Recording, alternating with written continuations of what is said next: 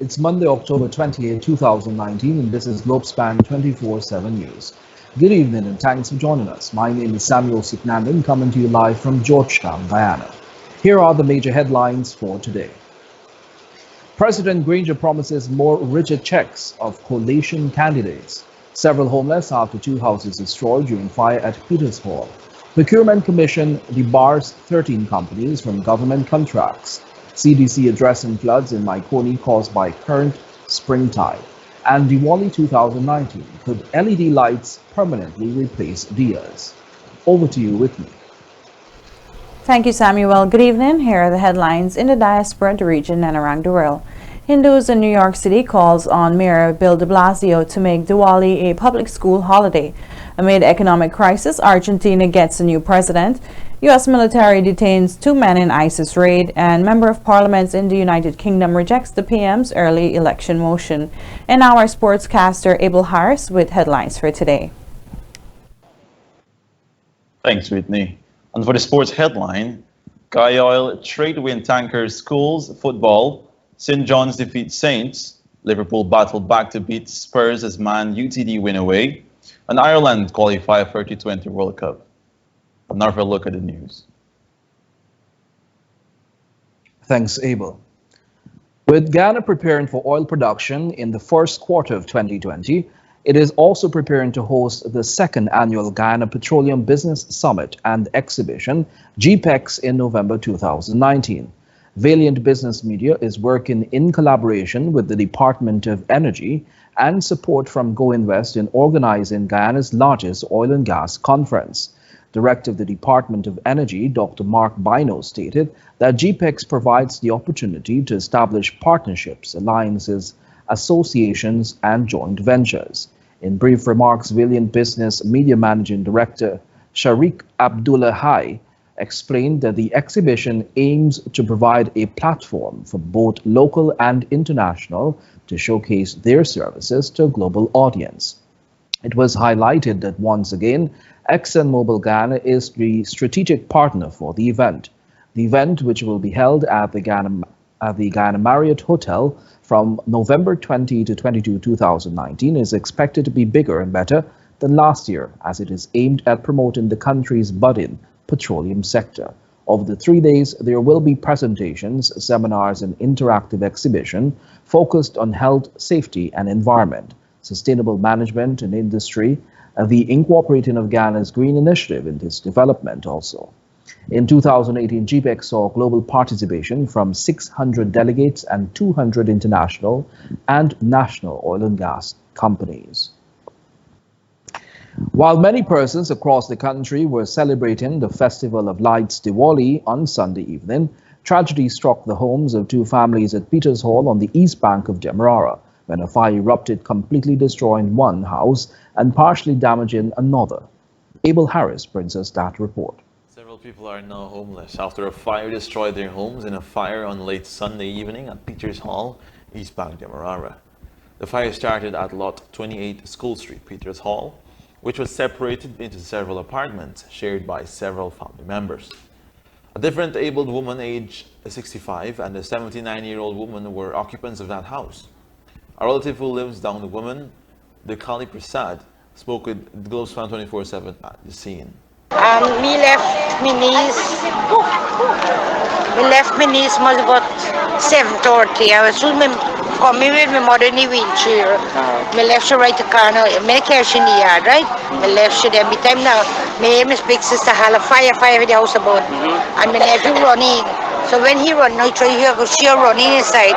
And my nephew pull she out and pull the auntie out. You understand? And there is it. Prasad said the house was occupied by her mother, Leloti Prasad, who owns the house, her aunt Kalawati Budram, 65, and two nephews. She told this newscast that the fire may have started from the meter. According to her, the meter has been sparking for a number of days. And me gold money, jewelry, everything gone up, everything. And me and my mother NIS book, old age pension book, ID, everything very damaged.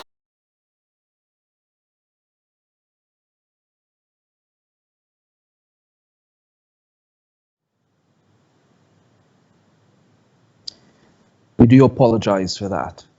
Days after the Alliance for Change AFC declared that talks with the Partnership for National Unity APNU has broken down over the selection of a prime ministerial candidate, President David Granger, who is also the leader of the APNU, have come out to state in an exclusive interview with inside sources that talks have not stalled and instead discussions between the two are taking place every week.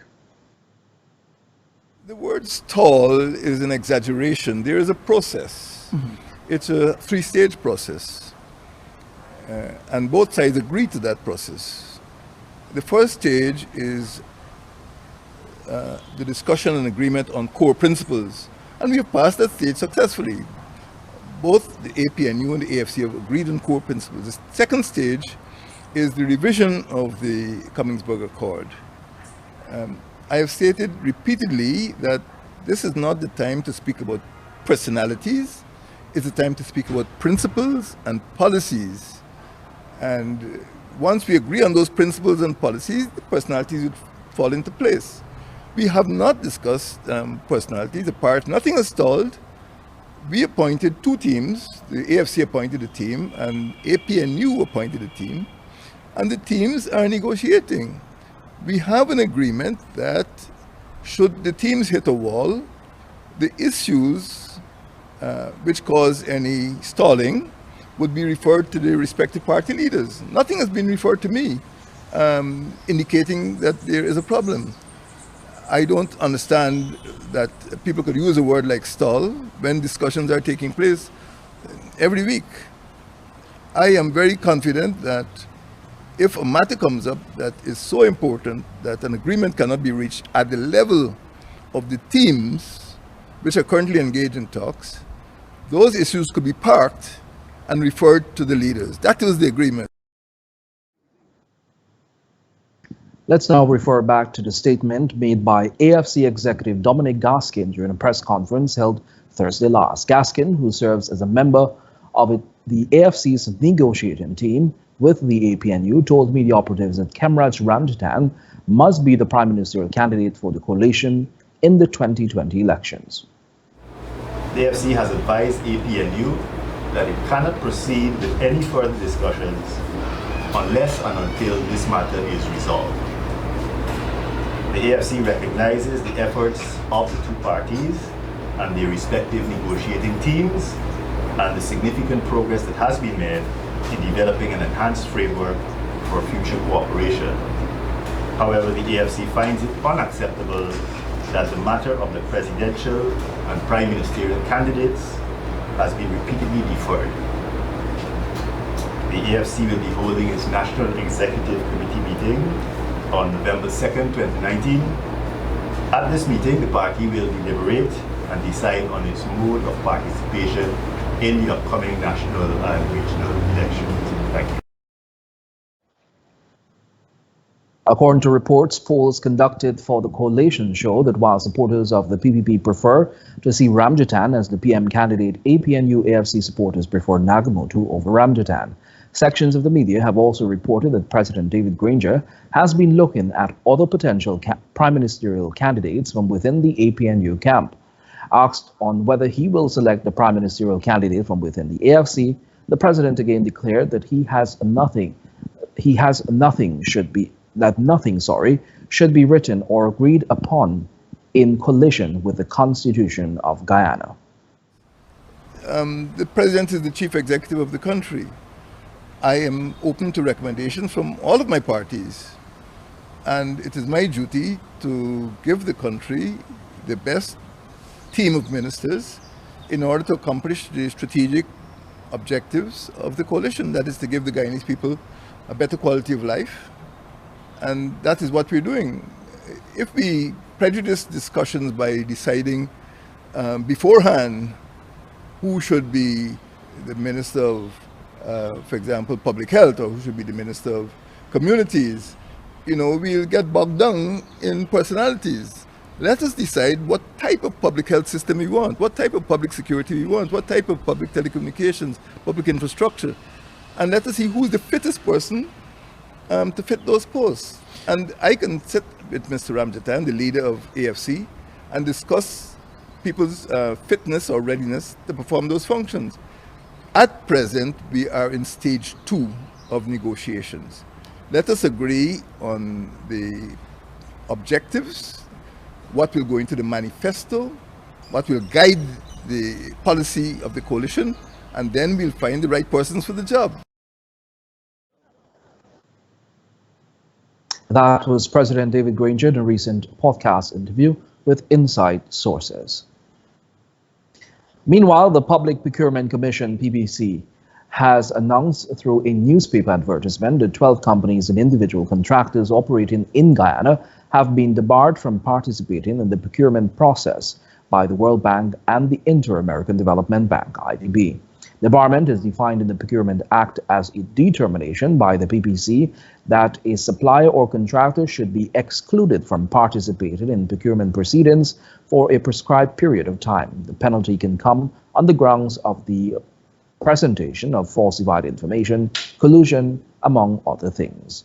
The companies listed are China Railway First Group, Guyana Inc., debarred until September 16, 2021.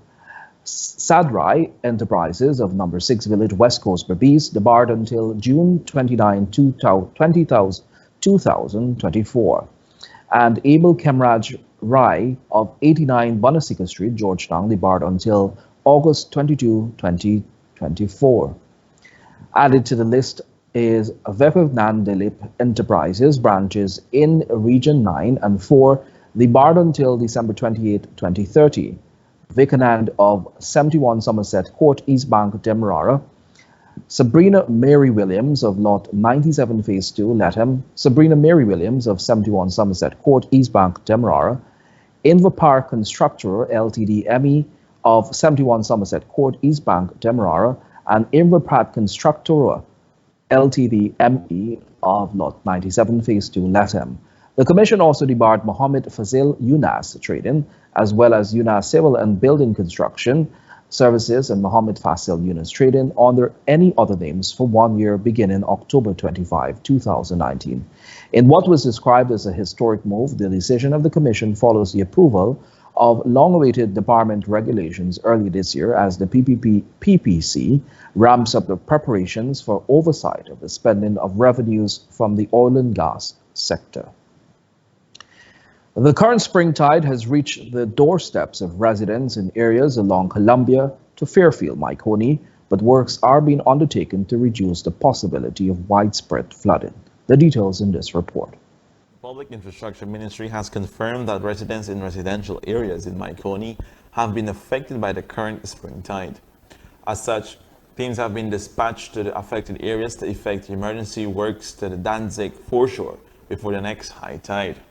Since the last period of spring tide that ended October 2, the Public Infrastructure Ministry has spearheaded emergency works to arrest the breaches in the Danzig to Fairfield area. The ministry said that 2 contractors, BK International and ANS General Contractors Inc., were hired to implement corrective measures.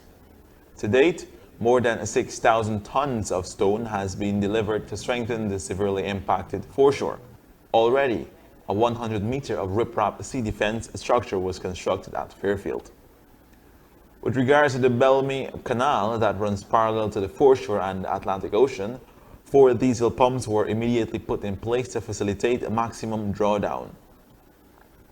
The National Drainage and Irrigation Authority have positioned the 2 pumps in Cottage and the latter in Danzig to remove the floodwater.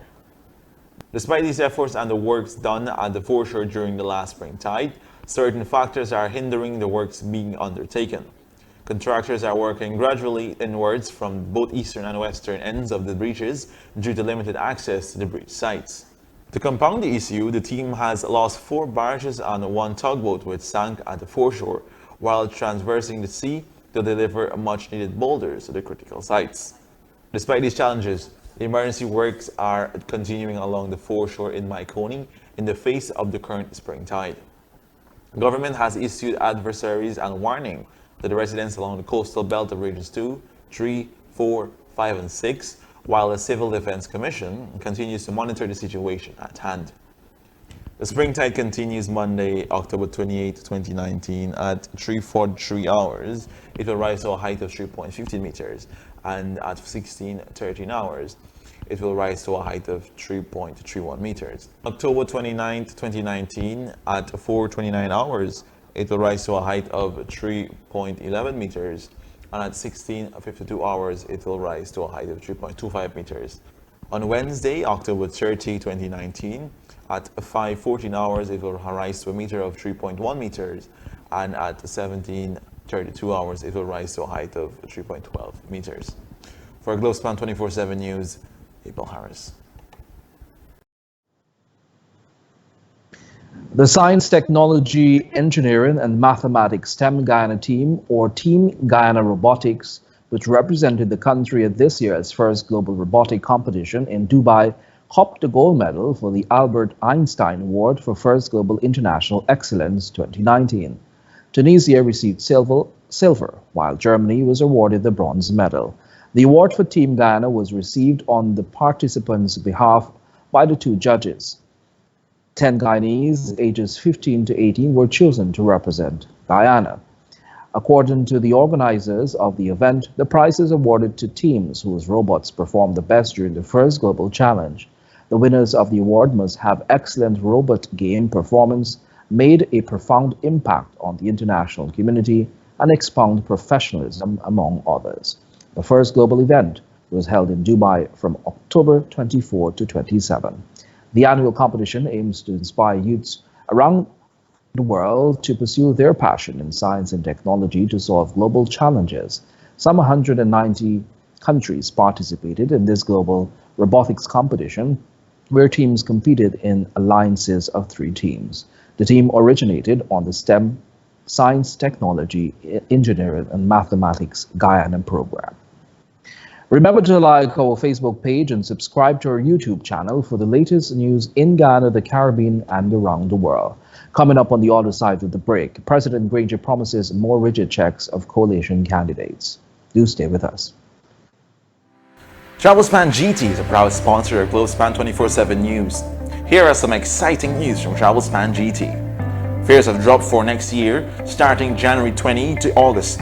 American Airlines has cheap fares on non-stop flights to New York. Flights are as low as $306 one way and $540 round trip, all tax included. Take advantage of these cheap fares on American Airlines non-stop flights to New York.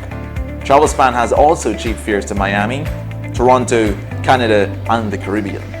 Call Globespan GT in Georgetown at 227-1701, that's 227-1701, or in Rose Hall call 337-4298, and New Amsterdam at 333-6230.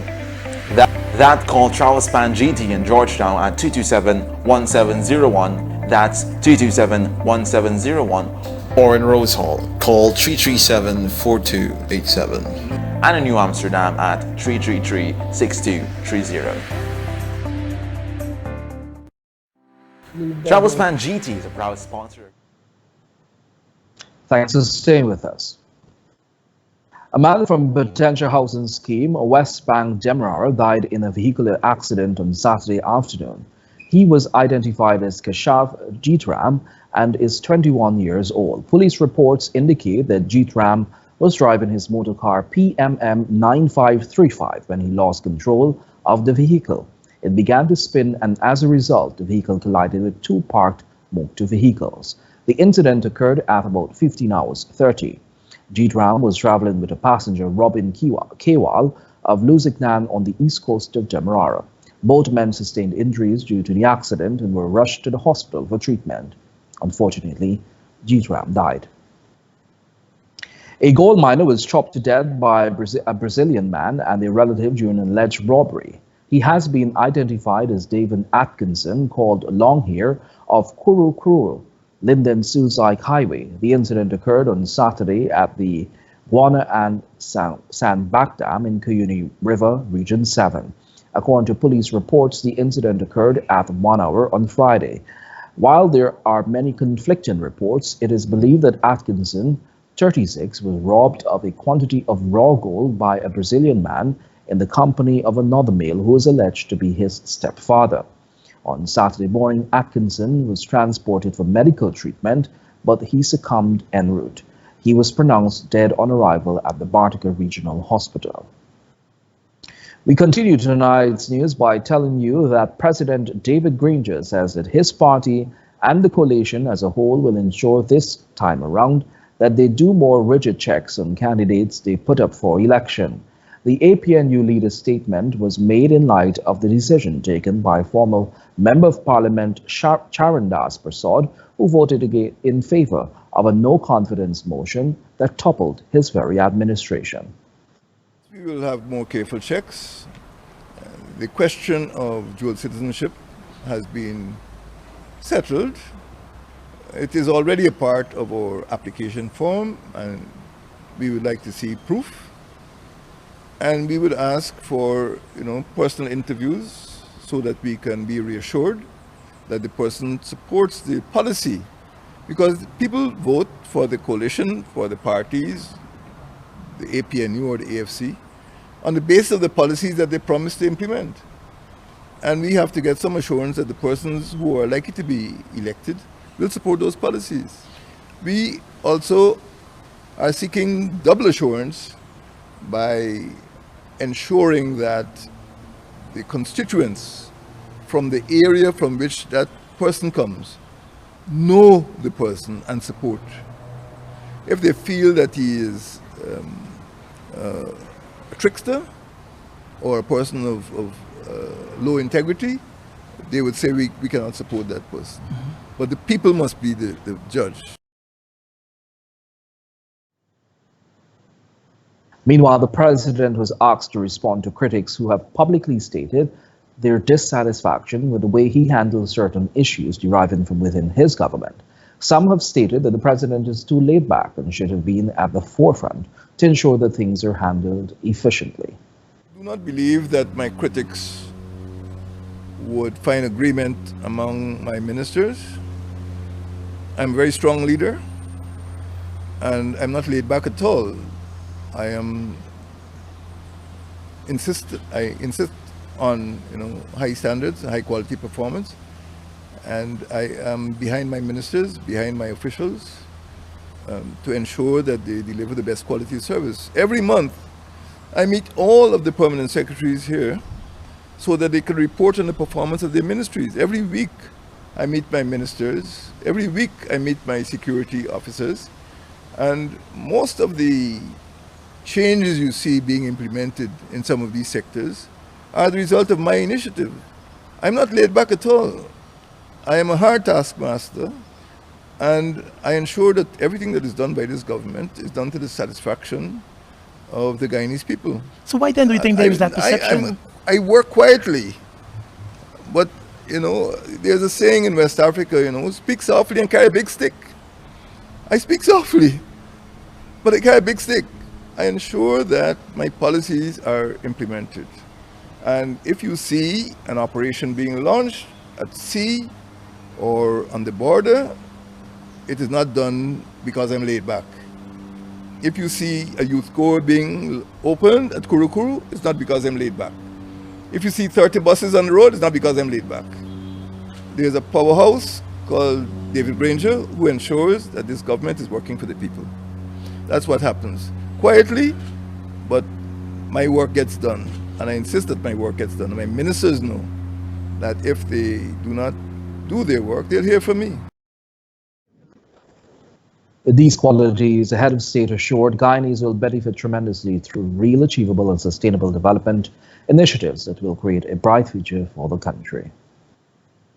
Meanwhile, the Guyana Press Association, GPA, hosted its annual award ceremony on Saturday last, where several local Guyanese journalists were recognized for reporting in various categories. Many journalists from both private and state-owned media entities were awarded for outstanding work in print, online, television, and radio in several categories. These include investigative journalism, human rights award, environment and land issues, politics and industrial relations, business and finance, sport journalism, agricultural issues, oil, gas and energy issues, best features, LGBT videography, and news photography, among others.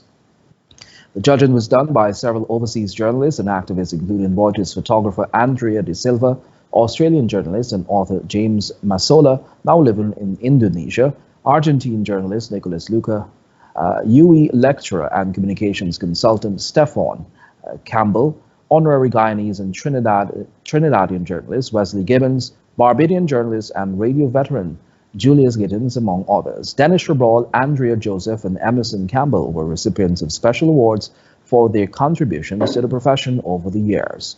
Shrabal had in 2009 launched the country's first online media entity. Joseph is a veteran broadcaster and a senior sport journalist, while Campbell was recognized for his contributions to the sport fraternity, not only in media coverage, but his achievement in bodybuilding. Diwali has always been a special day for all Hindus spread all across the globe and is celebrated worldwide with great pomp and enthusiasm. Since time immemorial, this festival is celebrated by lighting earthen diyas all across the home. But in the last few years, it has been seen that people are celebrating Diwali by lighting electric lights and lamps, and the tradition of lighting diyas has slowly been fading. Will these LED lights permanently replace diyas? We find out more in this report. There is no doubt that the Chinese market of lights and crackers has flooded into the retail industry. The LED and Chinese lights are cheap, colorful and bright and are available in a variety of styles and designs and has made its way to Guyana. The clay lamps, especially the designer ones, are comparatively expensive. The electric bulbs are not only cheap but are also available in various shapes and sizes. There is also a wide variety to choose from. On the other hand, for many, burning clay lamps is cumbersome as well as expensive. You have to fill it with oil, place wicks properly, and light them. This takes time, plus both oil and the diyas are expensive. This is maybe why LED lights have replaced the traditional diya lighting. Globespan 24x7 reached out to a few persons to get their views on this change. While we would prefer the use of the traditional diya because it's not just only about the light, but even every aspect of it has great symbolic meaning and Hinduism. But we understand that we're living in an era that is, of course, that is with the influx of modernity. And Hinduism is quite a very changing religion. So all of these dynamics changes with time. I think what is very important is a message. Yeah, I think what for me, once the message is not discarded, that is very important away from it. Because as time will go on, I guess eventually this is what's going to be. You know, with time to come, these things are inevitable, right? But we must not lose sight of what the message is. That's my thought on it. Meanwhile, Globespan 24x7 correspondent in India, Kumar Doshi, gave an insight as to how his country is dealing with the new change. Well, in India, what we have going on right now is the government have put in quite a bit of subsidy on LED light products, which is available at a much cheaper rate than it used to be available when it was launched. So that's getting people to start buying LED lights compared to the regular old-fashioned lights. And of course, it's saving a lot of electricity because of LED consuming less amount of power. Asked whether he feels that LED lights could substantially replace the traditional diyas in coming years, he said it is something possible. Definitely, we have been replacing the regular big, the 4 feet light bulbs, the small light bulbs. Everything has been replaced by LED lights now, as well as right now we have Diwali celebrations going on, and people lighting up their houses and their apartments. They have been using LED lights compared to the traditional lights nowadays, and it's very much cost effective. It's readily available, quite cheap nowadays, because you get the same light effect as you had with traditional lights. The LED lights are much more brighter. The colors are much more vibrant. They come in various colors and everything. So, it still creates the same Diwali effect that used to have with traditional lights. However, for some persons, nothing can replace the divine light of a lamp. That simple brown clay diya holds a great significance, and lighting of an earthen diya marks the commencement of something auspicious in our lives. Many other Hindus who spoke with Globespan 24x7 News said that earthen lamps add a unique glitter and charm to houses. The potters weave their own magic in the small colorful lamps, and the flickering flame is simply enchanting. For Globespan 24x7 News, I am A. Diwali, the festival of lights, adds to the distinctive cultural tapestry that is uniquely Guyanese. It is one of the most significant events in the Indian cultural traditionally observed by Hindus. However, in the Guyanese society, the holiday is also celebrated by citizens of other cultures and faiths. Guyanese line the route along Sandibab Street and the Seawall Road to the Lebon Intention Community Center ground, East Coast, Demerara, to view the Diwali motorcade on Saturday night. Meanwhile, thousands of diyas and fairy lights adorned many houses as Guyanese decorated their homes in observance of the festival yesterday. Globespan 24x7 News visited a few communities to capture the celebration.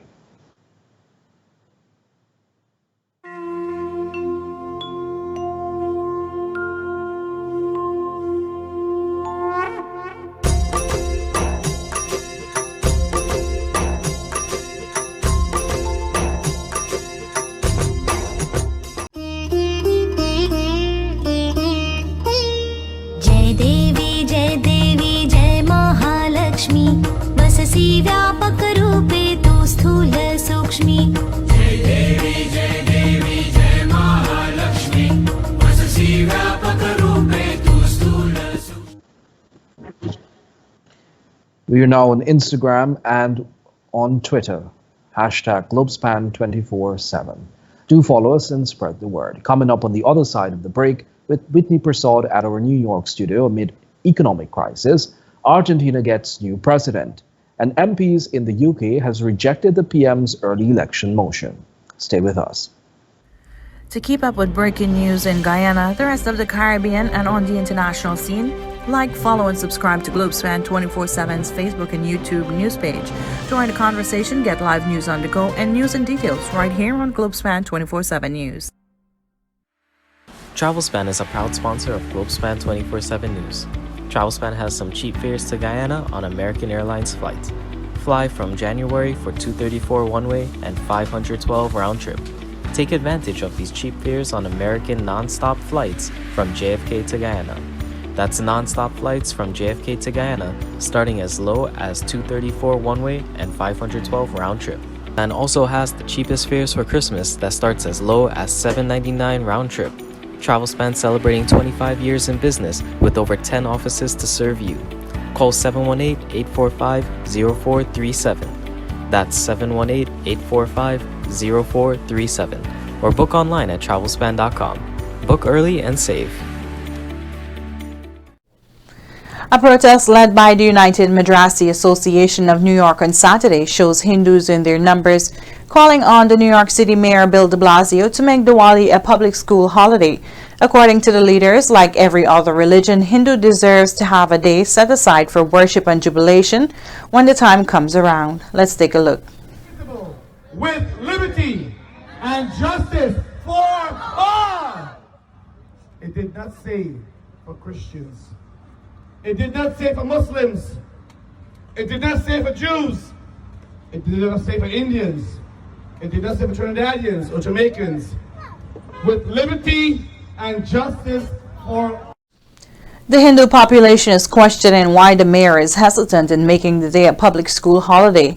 And despite the mayor's proclaimed support for the Hindu community, which spans the Guyanese and Caribbean diaspora, as well as India, members declined invitation to the mayor's annual Diwali reception at the Gracie Mansion last week. Are you part of all? Yes! What do you want? Say holiday. What do you want? Holiday. When do you want it? Now. What do you want? Holiday. When do you want it? Now. My dear friends, this is a start. This is only the beginning. Mahatma Gandhi got the independence of a great Last month, the mayor added another public school holiday by extending the winter break overlooking Diwali, and in 2015, Mayor Bill de Blasio declared Eid al-Fitr, Eid al-Adha, and the Lunar New Year as public schools holiday. From a practical standpoint, the administration is required by state law to offer at least 180 school days, and today the academic calendar has 185 days. Center-left opposition candidate Alberto Fernandez has been elected president of Argentina in a vote dominated by economic concerns. Mr. Fernandez 60 got more than the 45% of the vote needed to win, beating conservative incumbent. Crowds gathered at Mr. Fernandez's election headquarters to celebrate the results of Sunday's poll. The vote was held amid an economic crisis that has left a third of Argentina's population in poverty. Former President Cristina Fernandez, 66, will now become vice president in Mr. Fernandez's administration. She is said to have played a key role in Mr. Fernandez's electoral triumph. Mr. Marcy, 60, had trailed behind his challenger in pre-election polls and was trounced by the opposition in primary election in August. He conceded defeat on Sunday night, congratulating his political rival. And U.S. military has reported that 2 men were captured during the U.S. military's raid on Islamic State leader Abu al-Bakr Baghdadi's hideout in Syria and are currently in U.S. custody. The Pentagon today made this report, and the Joint Chief of Staff chairman said the 2 are now in a secured facility. Reports stated that the General Mark Milley also announced that Baghdadi's remains had been disposed of and there were currently no plans to share footage of his death. It is alleged that Baghdadi killed himself during the raid, the U.S. says. General Milley said that Baghdadi's remains were transported to a secure facility to confirm his identity, which forensics DNA testing and the disposal of his remains has been done. Meanwhile, asked about any video evidence, General Milley said photos and videos were going through a declassification process. President Donald Trump said that some footage might be released later today. And Boris Johnson is to try again for a December 12 general election, despite MPs rejecting his plan. The Prime Minister will now publish a bill that would only need a simple majority to pass, not 2/3 as is required in previous attempts. But he would still rather need the support from Liberal Democrats and the SNP for it to pass. To the nose to the left, 70. To the ayes have it, the ayes have it. The ayes have it, but the motion has not obtained the majority required under the Fixed Term Parliaments Act 2011, and because coming to the right, honourable gentleman, because the majority required has not been reached, the noes have it. Point of order, the Prime Minister.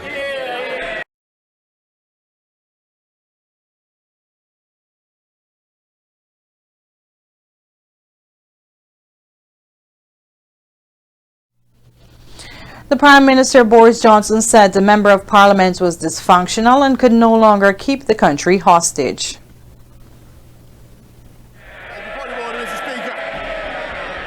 The Leader of the Opposition literally and figuratively has run away from the judgment of the people for the third time, Mr. Speaker. He's turned down our offer to get Brexit done, in spite of the fact that he and every member of his party stood on a promise to deliver Brexit in this Parliament.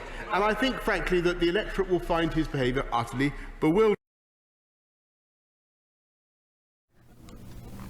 Mr. Johnson said he would persist with his efforts to get an early election, telling Member of Parliament that one way or another the current deadlock has to be broken.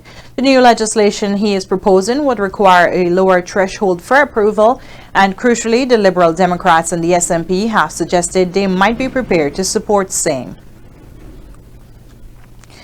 A major rescue operation is underway in India to save a toddler who is stuck in a well for 4 days now. Sujit Wilson, too, was initially stuck at about 10 meters but has since fallen further into the 180 meters deep well in the state of Tamil Nadu. Rescuers are pumping oxygen to the boy, but layers of mud mean they cannot assess the child's condition. They are now using heavy machinery to dig a second hole parallel to to the one the child fell in. Sujit fell into the abandoned borehole while playing with friends on Friday, local reporters said. His mother, who is at the well, was shouting down to her son, asking him not to cry. In the early stages of the rescue, she was also seen stitching a bag, hoping it could be used to bring the boy to the surface. And Air Zimbabwe's only serviceable plane has been given permission to fly to South Africa again after setting debts that saw it impounded in Johannesburg last week. The South African city is Air Zimbabwe's only international destination. The national carrier hasn't told reporters how much it had to pay out. Air Zimbabwe's corporate service manager is quoted by the Herald newspaper as saying, "We resumed our flights on Friday and today." The manager said that all clearances have been allowed to resume operation. Large debts prompted Air Zimbabwe to fire about half of its staff in 2017. It was also banned from flying in EU airspace over safety concerns. And the Iraqi authorities have declared a nighttime curfew in the capital of Baghdad on the fourth day of a fresh wave of anti-government protests. Vehicle and pedestrian movement will be prohibited between 0000 hours or midnight until 600 hours until further notice. It came after 5 protesters were reportedly killed in Baghdad on Monday. More than 220 have died across the country since October 1st, when people began demanding more jobs, an end to corruption, and better public services. Prime Minister Adel Mahdi has promised to introduce reforms, but the protesters remain determined to try to sweep away his government. And that wraps up news in the region and around the world. Do stay tuned for more news. Here's Kumar Doshi with more on Multitouch in tonight's Tech News. Stay tuned for more news.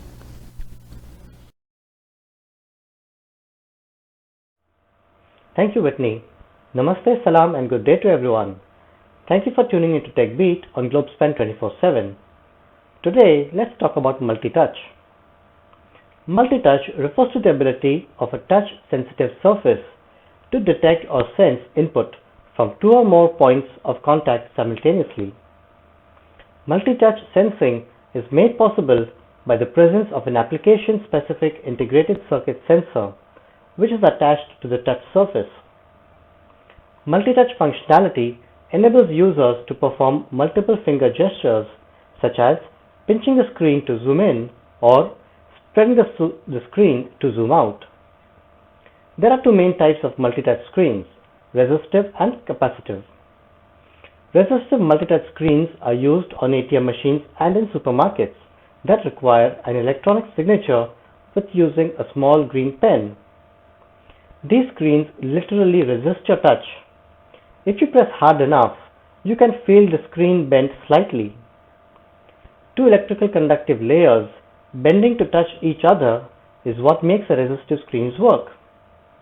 Unlike resistive touch screens, capacitive screens do not use the pressure of your finger to create a change in the flow of electricity.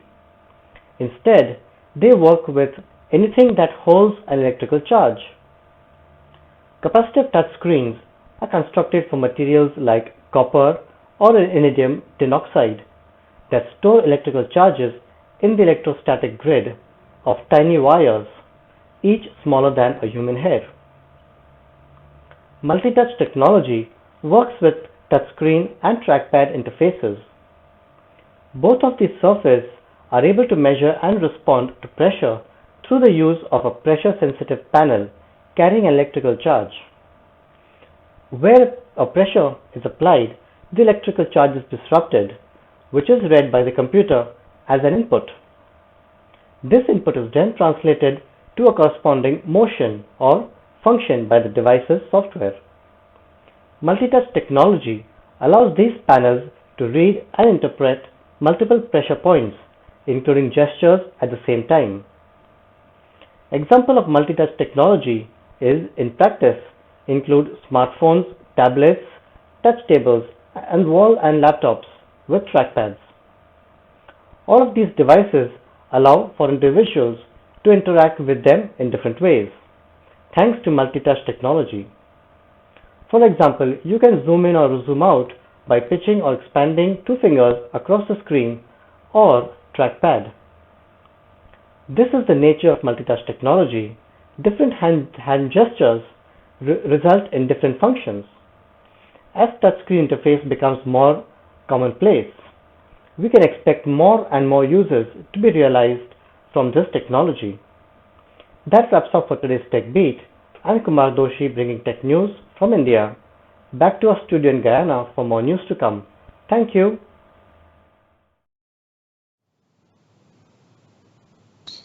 And now for take a look what's happening in sports. The second annual Guyana Trade Wind Tanker Schools Football League kicked off Saturday at the Ministry of Education ground on Carafesta Avenue, where St. John's College registered the first win of the 10-team tournament. St. John's fired 2 unanswered goals past St. Stanislaus College side. On the score sheet for John's were Diwali Austin in the 20th minute for the Dequan Bovell in the 52nd. In the feature match of the night, Queen's College made light work of Charlestown Secondary with a 3-0 win. Raul De Santos made no mistake after being played through on goal for the Queens before Andrew Carto equalized 14 minutes later. However, Queen's College that had in defense current Caribbean Junior Squash champion Shamari Winsfire played better football and got the deserving victory when Caden Conway and D.R. Thomas found the back of the net for an eventually comfortable win. The winners of this tournament, along with the runners-up, will qualify for the end-of-year Goodwill tournament that will include a school team Trinidad and Tobago, a hinterland team, and an all-star team. In addition, the first-place team will pocket $200,000 Guyanese dollars towards a project of their school's choice, with second place getting $100,000, third $50,000, and fourth place $25,000. Liverpool came from behind to beat Tottenham 2-1 yesterday and restored their 6-point lead at the top of the Premier League as Manchester United finally remembered how to win on the road. Elsewhere, Arsenal squandered a 2-0 lead at home to Crystal Palace to draw 2-2, while the 10-man Newcastle held on to draw 1-1 with Wolves. Liverpool saw their commanding 8-point lead cut to 6 after their draw at Old Trafford last week, and Manchester City cranked up the pressure on Saturday by beating Aston Villa 3-0. Jurgen Klopp's side were put under further pressure after Spurs made a stunning start at Anfield, snatching the lead inside the opening minute. Son Heung-min burst forward and tried his luck from the edge of the area. His shot took a deflection and rebounded off the bar to Harry Kane, who calmly headed in, silencing the home crowd. Liverpool piled on the pressure in search of an equalizer, but goalkeeper Paulo Gazzaniga kept the marauding attackers at bay despite incessant pressure. Liverpool finally claimed an equalizer in the 52nd minute. Ireland qualified for next year's T20 World Cup in Australia after Jersey earned a shock 14-run win over Oman in Group B of the qualifier. The result meant Ireland progressed as the group winners unless Canada or the UAE joined an exceptional net run rate swing in their favor of their game. Neither were able to reach the rate required, so Ireland reached the World Cup and will play a semi-final on Friday. Ireland won 4 and lost 2 of their 6 matches at the World T20 qualifier. Fast bowler Barry McCarthy has sent out to Abu Dhabi as a replacement for knee injury victim David Delnay. Ireland will play 2 more matches in the tournament next week, with mainly ranking points at stake. Papua New Guinea has also qualified for the World Cup T20s by topping Group A. In Sunday's Group B match, Jersey made 141-7 of the 28 overs, with Oman replying with 127-9. And that has brought us to the end of today's news. Before we go, here's a recap of our major headlines. President Granger promises more rigid checks of coalition candidates. Several homeless after 2 houses destroyed during fire at Peters Hall. Procurement mission debars 13 companies from government contracts. CDC addressing floods in Maikoni caused by current spring tide. And Diwali 2019, could LED lights permanently replace Diaz? Thanks for watching Globespan 24x7 News on behalf of myself, Abel Harris, the news and technical team. Until next time, to have a great evening.